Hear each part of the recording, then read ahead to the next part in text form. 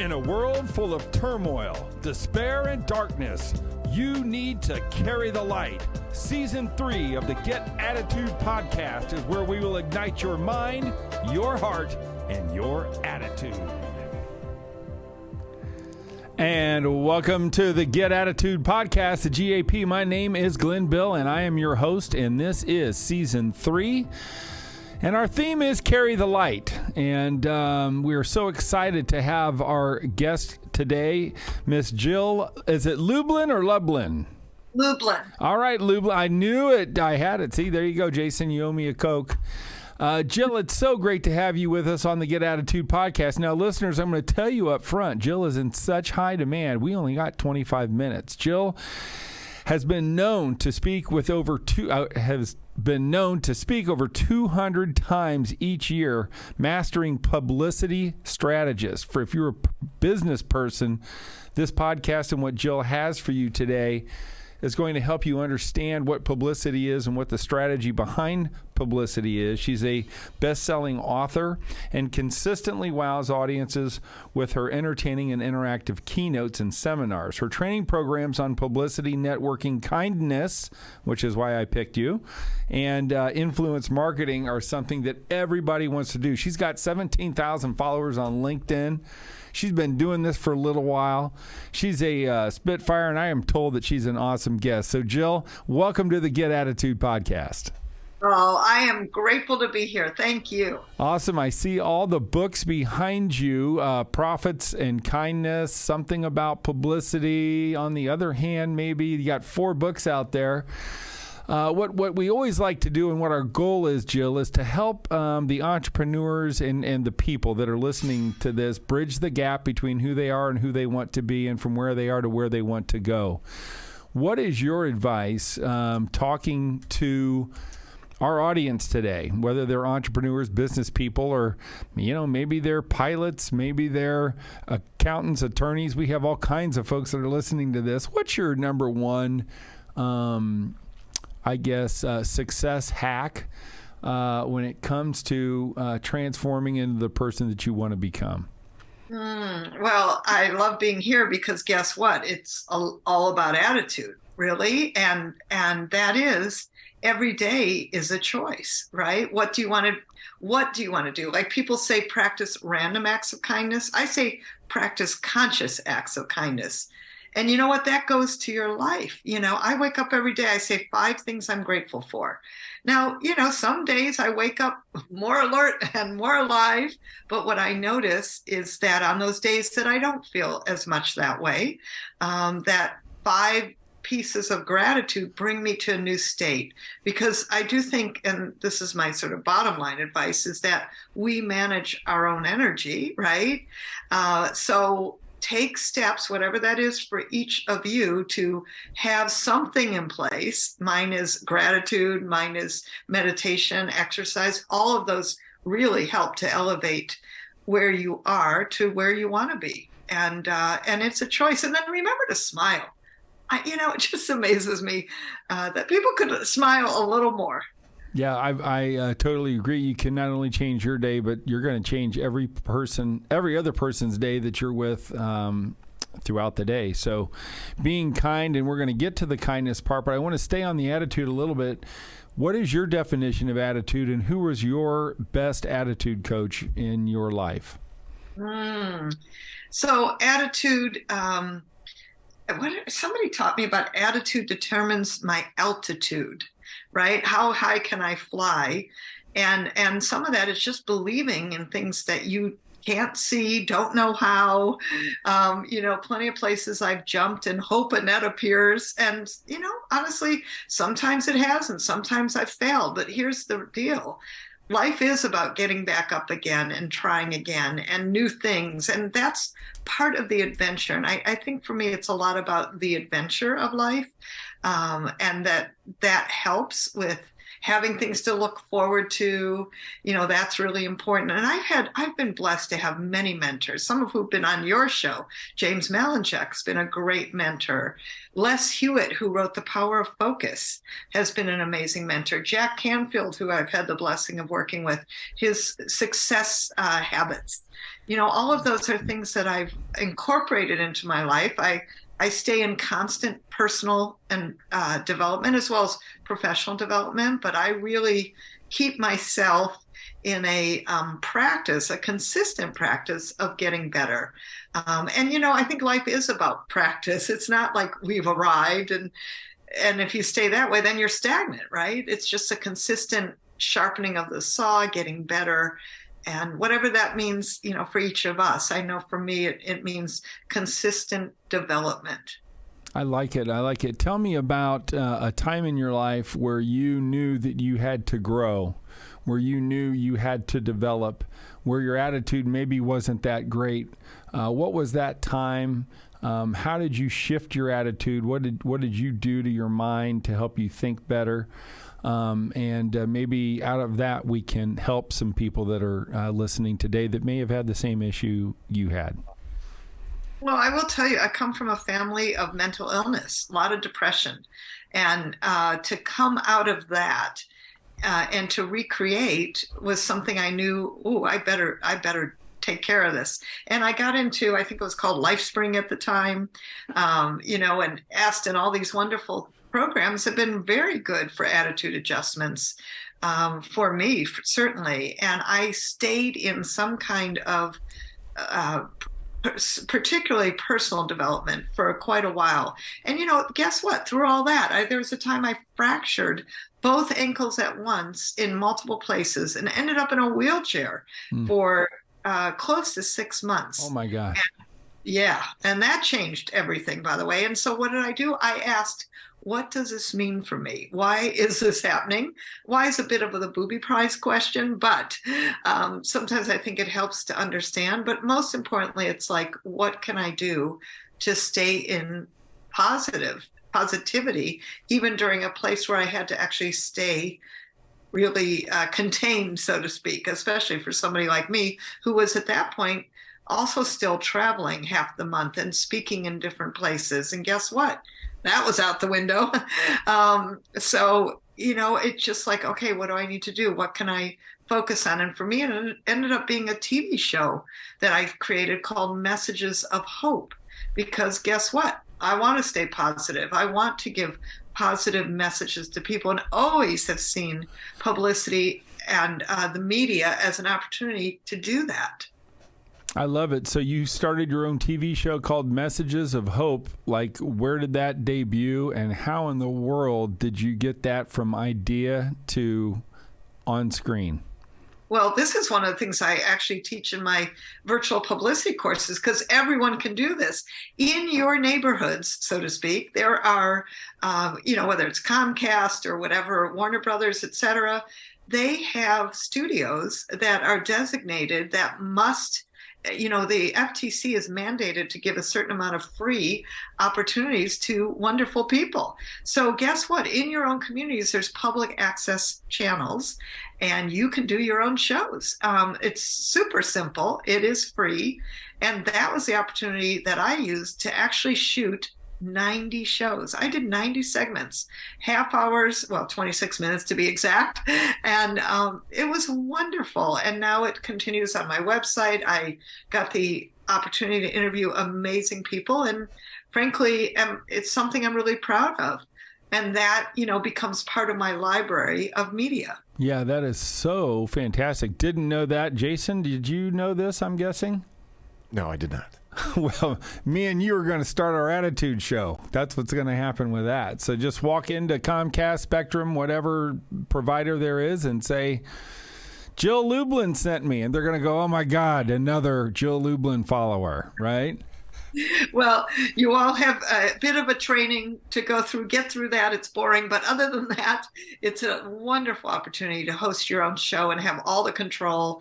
And it's awesome, actually. We had a 3-camera shoot, amazing technology, and it was really well done studios. Well, I want to thank you for wearing the University of Attitude red sweater and lipstick today. So excellent job on your, what do we call that, wardrobe today, which is great. Talk to me a little bit about, you said your family's from mental illness, and we've had a few, unbelievable people. We all come from some mental illness in our families. But what I always love to ask people about is, did you know your grandparents, and what did your grandparents teach you about attitude? Like, what did they do? Was there one that you were closer to? And I always just believe that generation has so many inspiring stories for our show, and we always love to ask our guests about their wonderful, wonderful grandparents. Did you have a relationship? Who were they? What did they do? And how did they change your attitude? Well, I wish I did. And this is one thing for me that's a bit, a pain for my heart. And that is that I did not actually have grandparents I knew well. On my mom's side, a little better. I remember Grandma. She had this flaming red hair. She was outrageous and fun and way ahead of her time.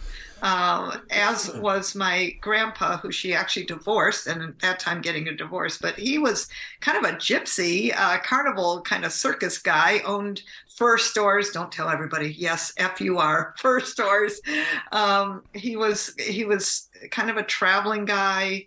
It really, as I reflect on them, they were ahead of their time, but they weren't with me for a long time. I mean, I think by the time I was 7 or 8, I lost all my grandparents. Oh. And yeah, so I didn't grow up as much with them. And my dad's mom, I don't remember much of. My dad's father died when I was a year old. So unfortunately, I didn't have that really grandparent kind of upbringing, which is, to me, a missing, because it's a beautiful thing to have for children, and especially that they're not your parents and they shower you with all kinds of goodies. Yeah, I love it. Let's talk about kindness, which seems to be one of your keystones or your hallmarks. Why did kindness, teaching kindness and researching kindness grab you? Why are you the messenger of kindness, do you think? And tell us a little bit about what is kindness, what does it mean to be kind, and what are the benefits of being kind?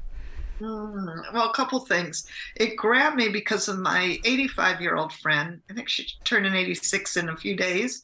And I've been the one responsible for her, I'll call it aging journey, meaning I run over when she falls down. I've taken her to lunch, doctor's appointments, letting her know that she's forgetting and all kinds of stuff. And it's been a little rough. And I remember, and honestly, right now she's in a state of dementia that I don't even think she knows when I'm there, which is sad, right? Mm-hmm. When you've seen a friend through 30 years and know who they are.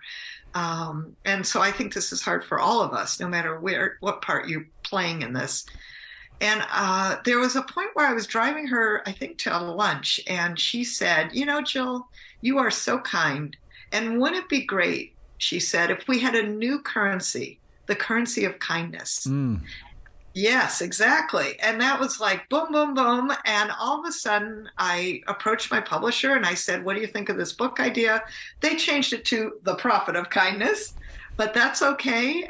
Funny enough, this book has done amazing. 7 Fox News interviews in the first 30 days on TV. It just has legs in Inc. magazine and Entrepreneur multiple times. So, and it's consistent, right? And then when the book was born, as I like to say about books, because they do come out all of a sudden. And when the book was born, I had an inspiration to do kindness circles. Well, the truth is, listen, I'm a publicity woman. I understand the importance of publicity, and we were busy promoting the book. Then a few years later, literally, COVID hit. You know what happened? The world shut down. And I said, this is the moment. Like, we're going to do this. We're going to do it online. We're going to do it. And we did. 60 people showed up for the first one. I thought, I think I'm onto something. Now we have a community of over several hundred people. And then every year, and this year I'm doing it on November 12th, we have a kindness summit where we bring 4 people together who talk about kindness. And we have lots of circles. We're doing it for 2 hours on November 12th. So awesome. Super excited about that. Happy to invite all your listeners. And they would go just simply, we'll go ahead and post that on the Get Attitude Podcast Facebook page. I'm sure there's a link probably. If I just go to your website, we'll copy paste it and put it in. There's a special link for the guests that we can get to, and I'll even put it in the chat. Yeah. Put that in the chat, and we'll Jason can copy and paste that hopefully and text it to me, and we'll do what we can to help you. And so how many are you going to have? Several hundred at this one? Yes, usually the summit in particular gathers a bigger crowd. It's always beautiful. I'm big on 10-minute speakers. It's because the real purpose is for people to be connected in kindness, to give to each other in kindness, and that's really the stand I'm taking in this world. That we need to practice conscious acts of kindness every single day. Do one, just do one. I promise you, it's simple and easy. And if I get to the end of the day and for some reason haven't, I'll just send a text or a nice email and just acknowledge someone. I love it. So always doable and very simple and free, really. Kindness is one of those wonderful pieces in life that just enable people to show up simple and easy without having to do much, except maybe even a smile at times. Yeah, I love that. We have Global Attitude Awareness Day and Attitude Fest, and do a lot of that. And our number one rule for our attitude boosters is be nice. And we talk a lot about the positive ripple effects of being nice and how it compounds when you just simply do it. And we try to tell people, get in 10 compliments. We talk about complimenting. Get in 10 compliments before noon. Oh, I love that. And yeah, when we're talking and we do our seminars and I'm keynoting, I always tell people, all right, compliment the person to your left. And then I say, fake compliment the person to your right. And, all the fake compliments, the room explodes. And I'm like, see, guys, even when it's a fake compliment, everybody's feeling better. So I don't want anybody to be, not authentic or real, but complimenting and kindness helps. Let's talk about publicity. What are the 3 things our listeners need to know about publicity? What are the 3 most important things that maybe somebody could go out and do right now to help promote and publicize their business? Oh, the first thing is your message. You got to have a good message that's concise and precise, that focuses on providing solutions, not like, here's what I do, this is what I do. It's about you, the reader, the viewer, the listener, and what's solving problems in the marketplace, and then deliver golden nuggets as you speak those solutions. That's how to do a message in a quick moment. And by the way, that's a great lesson in what a message is: focused, concise, and simple. 5-year-old language, my friends. I love it. So that's really a key. Secondly, I want all of you to go to Google Alerts right now and put in your name, as well as maybe a phrase. Like, for me, it was kindness when I wrote Prophet of Kindness. That's how I found out we have World Kindness Day, because what will happen is it will alert you as reporters are writing things or featuring your subject, so you'll get notified. That's a really great thing to do. And then third tip is spend an hour a week creating what I like to call visibility building activities. It could be following reporters on certain social media. It could be doing the actions we're talking about, right? It could be networking, but make sure that you're spending literally an hour. We can divide it into segments if that's too much, 2 30-minute segments, and focus on building your visibility. And I promise you, results will happen, and that consistency will create momentum to bring your name to the forefront. The power of publicity, what it does, I love it. It's the 3 M's. It magnetizes you, it monetizes you, and it multiplies you. And that is something that's simple and easy and free. And that's the power of publicity. And I just want to say, Glenn, that I'm having a super cool challenge, and I'd love you to post that too for all your listeners. Just simple and easy publicity tips that are going to move you quickly. I love it. And that is, there's a challenge. I think, is this what it is, Jason? You just got it? Is my producer the best? He's so good. So, awesome. Way to go, Jason. So, yeah, we're on Spotify. We're on the video platform of Spotify, so people will be able to see this as well. And, yeah, go check it out. Maybe I'll jump in there and try to do some of that with you. That sounds like a lot of fun. Let's talk about your keynoting. Are you still doing 200 keynotes a year, or have you backed that down to 50 or so? Well, as you know, I like others, kind of got spoiled on I'm not getting on a plane all the time unless you pay me a good amount of money, honey. So what I would tell you is I'm doing a lot of virtual speaking. I'm having a blast at that. Yes. I actually did do my first in-person keynote literally this year. First one. Wow. But that doesn't mean I haven't been speaking. I've been speaking probably more than I've ever spoken before on virtual forums and summits and all kinds of groups and associations who bring me into their virtual meetings. I'm having so much fun doing that. And, I've adopted new behaviors. You got to get props, learn how to be a star, just say yes to the media. You got to have some fun and do some things that are different on Zoom and different in meetings. But listen, I again trained myself. I took a class, James Malinchak actually, about how to speak powerfully on Zoom. And that was super. So staying up and at 'em. This has been one of the best recreations for my speaking career, is the opportunity to speak for groups and associations virtually. I love it. It's fantastic. I love it. So before you were a speaker, what were you? Well, I've been in the wonderful world of publicity for a while. So I would tell you I was a publicity consultant, then turned into a PR agency. Once guerrilla publicity came out, I recreated that into virtual publicity courses, right? And so I've been doing that or some variation thereof for quite a while. But I started my career, interestingly enough, in the music business. Oh. And yeah, I was the director of promotion and publicity at four independent record labels, wow, which gave me great experience with learning how to promote music, which, the music business, acting, it's all about perception. Sure. It's all about perception. Yes. And Gene Simmons of Kiss, brilliant businessman, understood the value of perception and publicity. I love it. And so I know I only got 3 more minutes left with you. I was going to ask you, you've been around a lot of powerful, successful, influential people. Who was that one person? If it's Gene, that's fine. But who was the one person you're like, I'm a little nervous? And what did you do to get your confidence up for those people that are listening, right? That may have that big appointment, that may have that big sales call, that may have that big challenge in front of their life, that maybe they're feeling like, I'm not enough, I'm not sure I can do this.